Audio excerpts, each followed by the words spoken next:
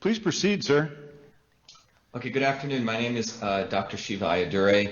One of my expertise is in the field called pattern recognition and mathematical analysis, so I'll try to keep it brief. But 49.8% went to Biden and 47.6% to President Trump. So that was the reported results from the Secretary of State. Literally taking all the data provided by the Secretary of State across the 743 precincts in Maricopa County, and we're literally recreating the election. And there are two curves here. One is the curve for President Trump, which is a red curve, and the blue curve is the curve for Mr. Biden. And as we move from left to right, what we're doing is we're starting with precincts which have low number of votes to precincts which have high number of votes, and we're literally counting the vote totals and summing them up together. When you get to the end here, you get the actual election results. So 49% for Mr. Biden and 47.6% for Mr. Trump. So these curves in many ways show the dynamic of the election as you move from the precincts from low vote counts to high, and you're essentially adding them up. So what we wanted to do was we wanted to see if we can reproduce the curve for President Trump and the curve for Mr. Biden by looking at the demographic of voters based on party affiliation, because that's one of the most easily accessible or one of the most prominent features in an election. So in summary, for Republicans, where the percent turnout positively correlates with percentage registered Republicans in a precincts, for Democrats and independents, the percent turnout negatively correlates with percent registered Democrats and percent registered independents in precincts. So that's just giving you the feature of what was taking place in Maricopa County. And I want everyone to look at this carefully. So out of all the potential universe, which we've done, and we're going to continue doing this, by no means is this done, we find that the interesting possibility we find here is when the Democrat percentage is 130% Mr. Biden and negative 30% Mr. Trump, and the Republican percentage is 0, 100, the independent is 30%, 58%, libertarian 0, 60, 60, 0. But what's extraordinary about this graph, again, we went through many iterations, it matches perfectly, near perfectly. The slopes match, the curves match, the shape match. So what this tells us is that this demographic distribution of allocation of party affiliations is what can generate this. And I find it highly implausible because this means that Mr. Biden got 130% of Democrat voters and negative 30%, and President Trump got negative 30%. So how is this possible? We need to do more research. One is, again, as I mentioned, that there could be certain groups of independent voters that are not visible in the model, or it could be vote swapping, or all three.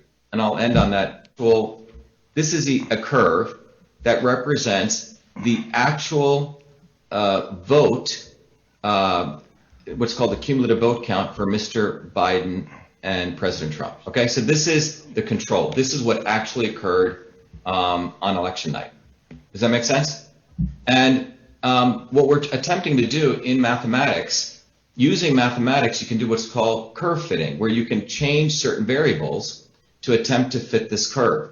The variables we are changing here, which cannot be done, manually, but the computer is essentially changing the possibilities of different levers, a percentage of Democrats who voted for President Trump, the percent of Democrats who voted for Mr. Biden, the percent of Republicans who voted for Biden, the percent of Republicans who voted for Trump, the percent of independents who voted for Biden, the percent of independents who voted for Trump, and so on. So it's a solving where, remember in algebra where you could multiply variables by different equations and you're trying to match this curve. So the computer is doing this, Mayor Giuliani, and so that's why I'm showing you this different possibilities. Now there's hundreds of thousands that the computer is running through to figure out what possible, as you can see here, what possible combination of these would lead to this. And the only one we were able to find was this. I hope that explains it. We're looking at the computer trying to find combinations of these vote allocations that could perfectly reproduce this result. So a vote for Biden would actually be 1 1/3 vote. Is that correct? Yeah, 1 3/10, right. So 1 3/10. So when Biden got one vote, 1 3/10, and a vote for Trump would be 1. A vote for Trump would be whatever the president got, if he got 100 votes, reduced by 30% of what Mr. Biden got. Basically, the president's vote is linked to the vote that Mr. Biden got. So if Biden got 100 votes and his went up by 1.3, which means it took 30% of the votes were reduced that would go to President Trump. So basically, votes are being eaten from President Trump and handed over to Mr. Biden. That's the only way to, one possibility of explaining. Well, one of the important things to recognize is that what we do know is starting in 2002, Mayor Giuliani, that these voting vendors, it was brought out in one of the Diebold manuals, have a feature called a weighted race feature. The weighted race feature, it's a documented feature. And the weighted race feature is basically says that the feature in the software, which the secretaries of state have certified, knowingly or maybe unconsciously, but they must have certified these electronic voting system software has a feature called a weighted race feature, which allows a voter's vote to be, or a candidate's votes to be multiplied. So what that means is the central principle that Justice Earl Warren ruled on in 1964, one person, one vote, or clarified that can be violated. It can be one person, not one vote. And that is one explanation of this. But the important feature I think people in the public need to understand is these software systems, the electronic voting software systems, have a documented feature called a weighted race feature. So the implementation of this is very possible. In fact, it's a documented feature starting as early as 2002. Is there any reason for that? Any legitimate reason? Don't you want to count every? Don't you want to count every vote as one? Every vote should be counted as one vote. But the fact that a weighted race feature exists should be a serious concern to all of America, because it basically means that all of us have been going, we're going back to Dred Scott, where it means that all of us, in some ways, the ubiquity of unfairness, where at that time it was 3/5 of a vote, where we could all become, 1/3 of a vote. In this case, the people who voted for President Trump approximately were becoming 7/10 of a vote. Do you know if the Dominion machines have that weighted vote feature?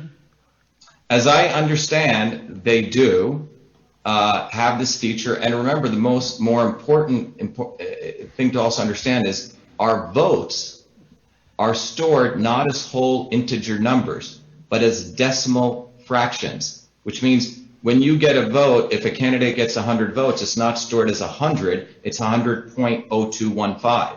Which is also quite alarming, which means if the fact that the votes are stored as decimal fractions means you could have external programs intersect, communicate with those programs and alter them using external software programs, which could also do weighted race features. But the important element here is that there's documented features of the weighted race feature as early as 2002, and our votes are stored as decimal numbers. Would I be overly simplistic if I concluded the only reason you would want a machine with a weighted vote feature is in order to cheat?